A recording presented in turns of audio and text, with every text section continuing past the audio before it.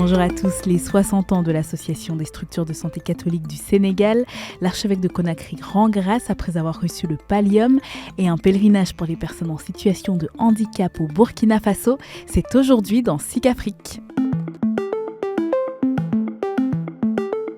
L'Association nationale des établissements et structures de santé catholiques du Sénégal célèbre cette année ses 60 ans.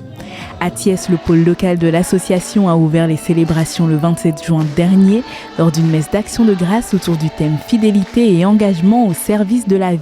60 ans, restez fidèles, fidèles à la mission que l'Église nous a confiée.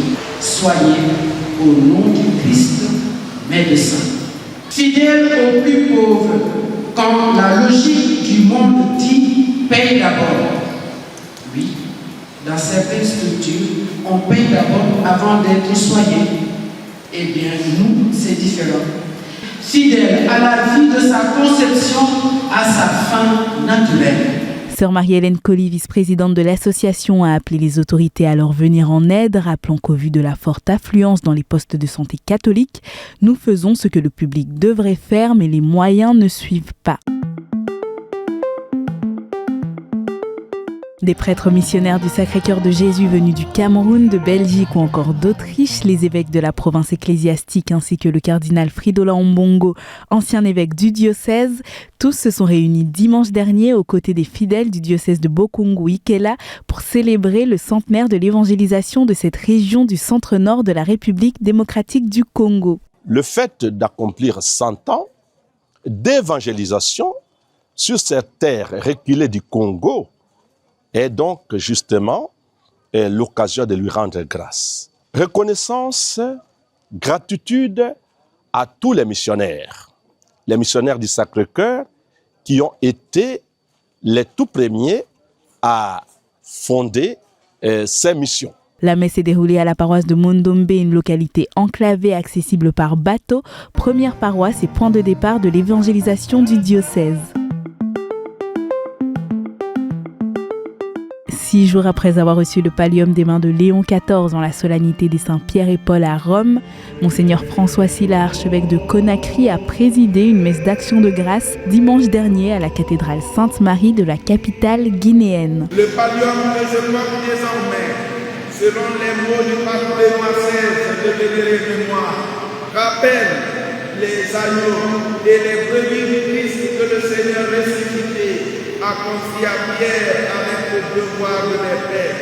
Il nous rappelle le Christ lui-même qui, comme bon pasteur, a pris sur ses épaules la brebis égarée, l'humanité, pour la ramener à la maison.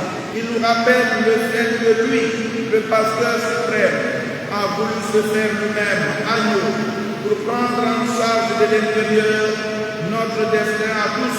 Monseigneur Sylla fait partie des 35 archevêques métropolitains dans le monde nommés au cours de l'année écoulée.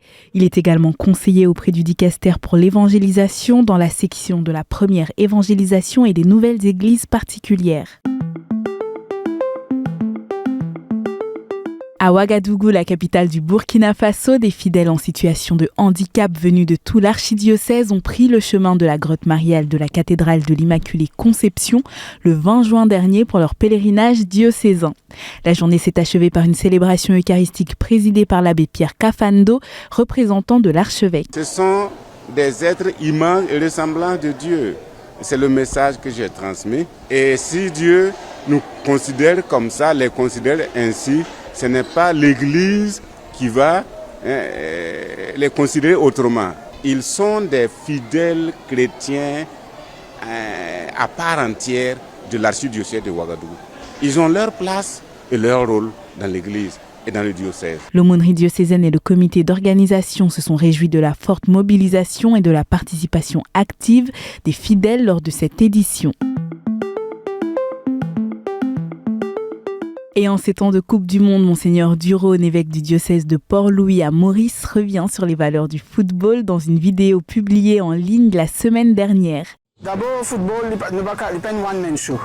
Il y a une bien jouer en équipe, il est bien capable de faire une boule déplacée et mouvement en équipe. Puis aussi, le football, il y a une grande fraternité. C'est-à-dire, si on retire toute la question d'argent, tout ça. Le football, il apprend aussi vivre la fraternité avec nous. Il y a une forme de communauté aussi, une communauté, parce que souvent on dit la grande famille du football. Hein. Côté pronostic, il imaginait au début de la compétition une finale entre l'Argentine et la France. C'était le dernier SIC Afrique de la saison. Bel été à tous et on se retrouve en septembre pour de nouvelles sélections de l'actualité de l'Église en Afrique.